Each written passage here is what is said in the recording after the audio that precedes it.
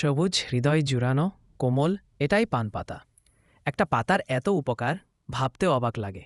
প্রতিদিন আমরা যেটাকে শুধু মুখের স্বাদ বা অভ্যাস ভাবি, আসলে সেটা এক প্রাকৃতিক আশীর্বাদ। পান পাতার ভেতরে আছে শক্তিশালী অ্যান্টিব্যাকটেরিয়াল উপাদান, যা মুখের জীবাণু দূর করে, শ্বাসের দুর্গন্ধ কমায় এবং দাঁতের মাড়ি মজবুত করে। হজমে সাহায্য করে। বিশেষ করে ভারী খাবারের পরে এখানি পান হজম শক্তি বাড়াতে পারে। আয়ুর্বেদ বলে পান পাতায় আছে কার্ভাক্রল আর ইউজেনল, যা শরীরের প্রদাহ কমায় এবং ব্যথা উপশমে সহায়ক। শুধু শারীরিক নয়, মানসিক প্রশান্তির সঙ্গেও এর সম্পর্ক আছে। বৃষ্টি ভেজা পান পাতার গন্ধ, গ্রামের উঠোনে লতার ছায়া, সব মিলিয়ে এক টুকরো শান্তির প্রতিচ্ছবি। কিন্তু এর রহস্য এখানেই শেষ নয়।